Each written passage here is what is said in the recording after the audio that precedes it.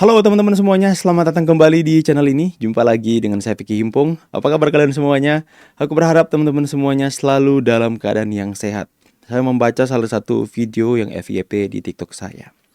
Berita kehilangan Tifa Tifozima hilang dicari Kurnia Rosario sama Kosinudi. Masih membahas tentang gerak-gerik Tifa yang bau-baunya tercium sama Kurnia, tercium sama Kosinudin dan Rosario. Bau-baunya seperti mau mengikuti jejak dari Rismon Sianipar. Di WA nggak dibales, di telepon nggak diangkat. Kemarin pun ketika sidang MK baru dideklarasi Troy, tapi hanya Roy saja yang hadir di sidang MK. Sangat sedih. Apakah sekali lagi Tifa akan meninggalkan kapal? Makanya itu kan diwanti-wanti oleh Kurnia dalam sebuah podcast. Tifa, jangan tinggalkan kapal dimanapun engkau berada. Inilah yang akan terjadi jika kejahatan terlalu digembar-gemborkan. Inilah yang terjadi ketika mereka terlalu yakin dengan tuduhan fitnah berlabelkan berkedok penelitian. Rismon Sianipar sudah mengungkapkan, meminta maaf kepada publik bahwa apa yang dia hadirkan selama ini, setiap apa yang dia hadirkan di hadapan ruang publik adalah sesuatu yang keliru, sesuatu yang salah, dan ijazah Pak Jokowi asli. Apakah Tifa juga akan menyusul? Saya pribadi tidak setuju jika Tifa mendapatkan RJ, karena dia mengaku bahwa dia adalah peneliti di atas peneliti. Dia kelasnya sekelas oracle, sekelas peramal. Jadi saya tidak percaya kalau nanti Tifa akan mengatakan kepada publik, saya minta maaf kalau penelitian saya keliru. Gak mungkin kan seorang yang sudah sekelas oracle. Ada orang yang sudah merasa dirinya itu lebih dari peneliti, adalah seorang yang merasa dirinya itu lebih pintar dari semua peneliti yang ada di dunia. Ya, karena kan kapasitasnya sekarang oracle, bahkan bisa meramal masa depan. Saya tidak terima nanti jika Tifa mengatakan, saya minta maaf ya kalau apa yang saya lakukan, penelitian saya keliru. Masa sekelas oracle salah?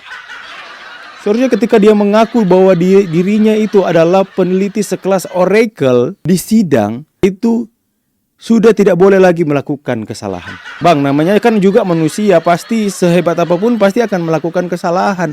Ya kalau sadar manusia bisa melakukan kesalahan, jangan terlalu yakin seperti itu menyampaikan sesuatu untuk mencemarkan nama baik seseorang atas apa yang Anda katakan penelitian. Tapi anyway, lepas dari semua itu, apakah Tifa akan mengikuti jejak dari Rismon Sianipar, memilih Rismon dibanding Roy?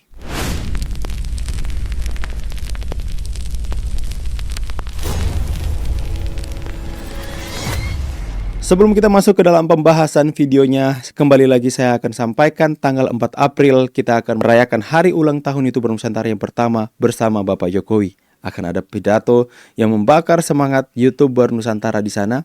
Akan ada Laskar Gibran juga dan netizen Nusantara. Buat teman-teman semua yang pengen untuk berkontribusi meringankan biaya perjalanan saya dari Manado ke Solo, silakan teman-teman bisa lewat nomor rekening yang tertera di video ini. Saya sangat bersyukur besar kecilnya, semoga kebaikan kalian dibalaskan berlipat kali ganda oleh Tuhan yang Maha Kuasa. Kita akan sama-sama saksikan videonya. Berita kehilangan. Inilah kalau netizen udah memainkan jari jemarinya. Ya. Dia tulis berita kehilangan dengan video narasi Kurnia dalam sebuah podcast. Saya yakin dimanapun engkau berada, stay tuned, stay in the struggle, don't go anywhere, accompany us. Kita berjuang bersama-sama, merdeka! Ibu Tifa. Merdeka. Wow, dan wow teman-teman. Inilah yang ditakuti oleh Roy Suryo, bahwa dia akan berjuang sendiri di pengadilan. Saya belum tahu pasti apakah memang benar yang dikatakan oleh Andi Aswan sesuai dengan undang-undang yang berlaku bahwa seorang residivis itu tidak bisa mengajukan restoratif justice. Kalau begitu, Roy Suryo akan berjuang sendiri. Dan ini sangat mengenaskan. Bagaimana kita akan melihat nanti ke depannya, Roy Suryo mungkin yang begitu berapi-api dalam menyampaikan narasi mungkin akan mulai lembek seperti apa yang kita lihat terjadi kepada Rizmon Sianipar. Kekecewaan, kegelisahan bercampur aduk di hati Roy Suryo hari ini. Karena sakit itu biasa, akan tetapi jika sakit dihianati, itu akan menjadi sakit yang luar biasa.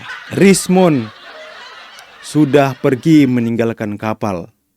Baru saja mereka membuat deklarasi bahwa julukan mereka, nama kelompok mereka yang awalnya adalah Bala RRT, tiba-tiba dirubah karena Rizmon sudah keluar. Mereka ubah itu menjadi Troy, Tifa Roy Advokat. Baru saja dideklarasi, mereka sudah melihat ada sesuatu yang tidak baik-baik saja kepada Tifa. Dihubungi tidak bisa, ditelepon nggak diangkat. Bau-baunya ini kok seperti Rizmon. Mungkin kedepannya mereka akan diblokir karena telepon-telepon terus. Kurnia saja, seorang perempuan yang mungkin sahabat dari Tifa, tidak bisa menghubungi Tifa. Sampai dalam podcast dia mengatakan, "Tifa, Dinda, di manakah kau berada? Rindu hati ingin jumpa. Meski lewat nada kau ku dendangkan." Mereka gelisah hari ini karena tidak bisa menghubungi Tifa. Mungkin mereka menghubungi kemarin untuk Tifa akan ada sidang putusan di MK. Ayo hadir membersamai Roy Suryo. Tifa dihubungi tidak kunjung dibalas, ditelepon tidak diangkat. Roy Suryo keluar dari sidang MK, udah permintaannya ditolak, Tifa nggak didatang, Tifa juga nggak datang. Makin berkecamuklah perasaannya. Tapi anyway, Refli Harun kalah telak. Ahli, profesor, ahli hukum tata negara, mau ke MK tapi permohonannya dikatakan sama hakim MK nggak jelas. Kita dengarkan dulu teman-teman ya. Berdasarkan fakta-fakta dan pertimbangan hukum masing-masing permohonan tersebut di atas, tidak terdapat keraguan bagi Mahkamah untuk menyatakan permohonan-permohonan aku adalah tidak jelas atau kabur atau obskur. Menimbang bahwa meskipun Mahkamah kabur mengadili permohonan-permohonan aku, namun oleh karena permohonan-permohonan aku adalah tidak jelas atau kabur atau obskur, maka Mahkamah tidak mempertimbangkan lebih lanjut permohonan para pemohon. Berdasarkan fakta-fakta dan pertimbangan hukum kabur tidak jelas. Sekelas profesor ahli hukum tata negara, tapi apa yang disampaikan kabur.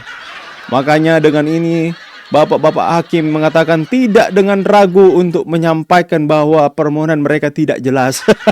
Kabur. Ya teman-teman ya, udah ditolak, Tifa nggak datang, makin lemas lah perjuangan mereka teman-teman ya.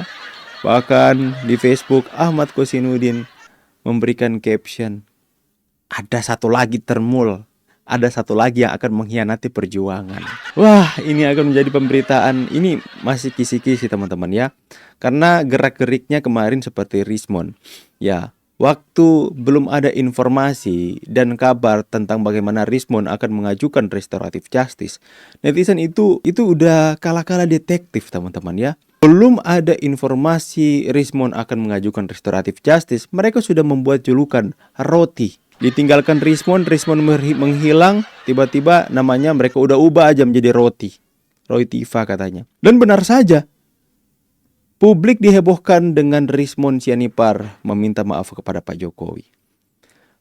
Nah, sekarang kan nama mereka, julukan mereka, kalau dari sisi netizen mereka juluki Roti kan. Kalau dari kelompok mereka menjuluki Troy. Kalau Tifa meninggalkan kapal, julukan mereka jadi apa? Kan Troya, Tifa Roy Advokat. Kalau Tifanya hilang jadi Aroy. Jadi Roya atau apa? Mungkin teman-teman bisa cari singkatannya di kolom komentar. Kalian yang paling jago dalam membuat singkatan seperti itu. Ya teman-teman, kita nantikan saja perkembangan ke depannya. Masing-masing mereka kita bisa melihat yang mereka alami saat ini. Itu Pak Jokowi luar biasa. Tetap tenang. Selama seseorang benar jangan pernah takut. Selama seseorang benar difitnah sekeji apapun, Selama orang itu berdiri pada posisi yang benar, tidak perlu merespon fitnahan itu dengan terlalu over marah-marahnya. Tidak perlu dengan caci maki, gelisah, atau khawatir berlebihan. Karena selama kita benar, kebenaran itu yang akan memenangkan kita. Kebenaran itu yang akan membuat kita timbul seperti emas. Yang kita lihat kepada Pak Jokowi hari ini adalah contoh di mana seseorang itu jika benar difitnah, dihina sebagaimanapun, tenang saja. Diam, biarkan Tuhan yang bekerja. Saya pamit, see you on the next video and God bless.